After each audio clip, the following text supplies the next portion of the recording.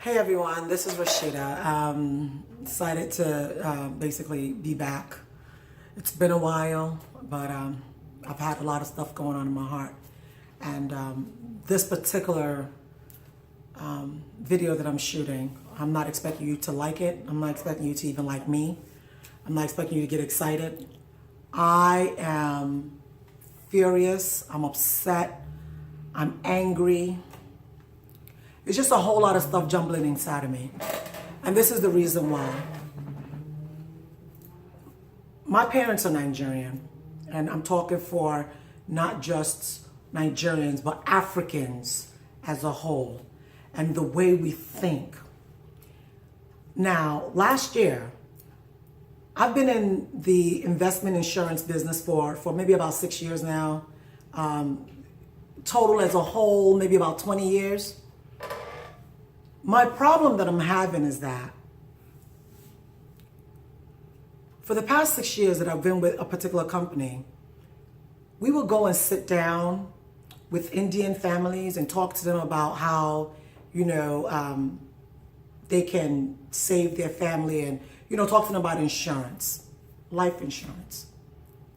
They do life insurance $1 million, $2 million. Why? Because the head of the household, that's the one working, literally feels that if anything should happen to him, he wants his wife and his children to be okay. We will go to Asian households, same thing. They would get the highest of protection to make sure that their family is taken care of. We will go to our African family, and the husband would not do anything. The husband would be like, I don't need it. The wife would be like, we shall not die but live to declare the glory of the Lord. The children, it's just a lot.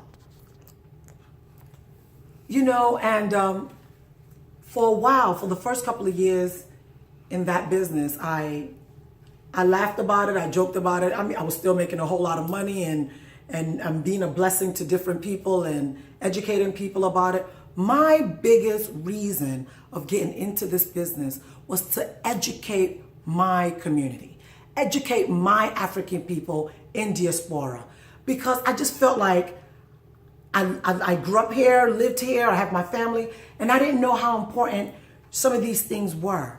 So if I didn't know, let me get out there and I educate my people. But then when you educate them, the husband would be saying, he'd be saying, get insurance.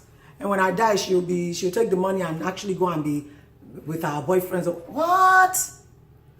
If that's what's in your heart, then that's basically what you would do if your wife passed. But you know what the biggest pain that I have when I think of this is that there's been a couple of families, I'll tell you about 3 families that really hurt me. And the reason why I say they hurt me is because the wife don't make a lot of money. Husband work, wife work. Wife don't make a lot of money. They have 4 children. The wife immediately caught the vision of insurance. Not just the term insurance, but insurance that was permanent, that she could be putting in a little amount of money for her kids, for maybe their college, to go to college, or maybe even for herself, so that she'll have something when she's in her 50s and 60s. She immediately opened up policies for her children. She opened up something for herself. My African man, stubbornness. He said, no, he's not interested. Are you not gonna die one day? I'm not even asking you to do the permanent one. Do the temporary. There's a term and there's a permanent. Do the temporary. If you're not gonna die, let me not get off the topic. Do the temporary. Just like you have a car. If you have a car, if you cannot afford comprehensive, you get the liability, but at least you have something. When I was younger, my father used to always say, you have to have insurance on your car. Why? Because if you get stopped by a police officer, even let's say you had a car accident, if they ask for your insurance paperwork and your driver's license, if you have those 2 particular things, they will not lock you up. They will still let you go home, and you can now later on get the paperwork for the accident. But can you imagine you had a car accident, you don't have any insurance, you don't have nothing to cover you, you're going to get locked up that night. Same thing with life insurance. If you cannot afford the permanent, get something as a liability. If you don't want your wife or your children to know about it because you got that mental thing going on, then go get it yourself. If you don't want to put your wife as a beneficiary, or you want to put her as a beneficiary for like 20% of the whole amount, just in case if anything happens to you, so that she can take care of your children till they're old enough to take care of themselves, do that. But the thing that hurt me so much, this woman got a policy for herself, her 4 children. The husband did not get a policy. Do you know she's kept this policy for 3 years? On the 3.5 year, her husband was like, this thing that you are paying for. Where's the money going? She immediately called us again. We came, we showed the husband how this thing worked. We showed the wife again how this thing worked. The husband was like, okay, it's a good plan. Did he still get it? No. I told him, I said, Uncle, even if it's $20 a month, get the temporary, pay $20 a month for yourself. To make my long story short, after 4.5 years, something happened, the stomach was bloating. They went to the hospital. They just found a little thing on his knee or leg or whatever. They discovered he had cancer. He started going through chemo. After 5-6 months, okay, he thought he was cancer-free.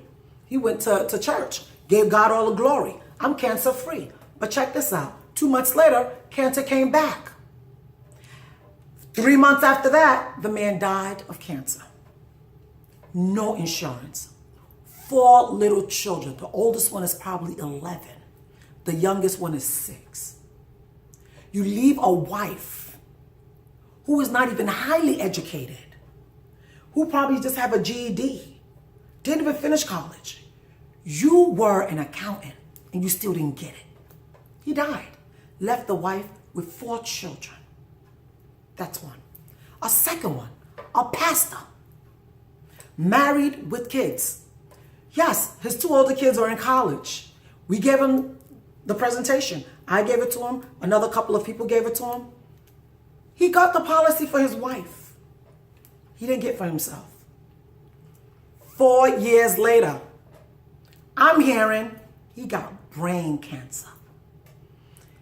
It killed me. I'm still hurting. Like, I feel like I just want to cry and just pass out, because the more we're educated, this is America, guys. You move from Africa to come here to be educated. You running after the money that white people have, that their parents passed down to them. Do you know that Caucasian people, before they eat, they pay their life insurance?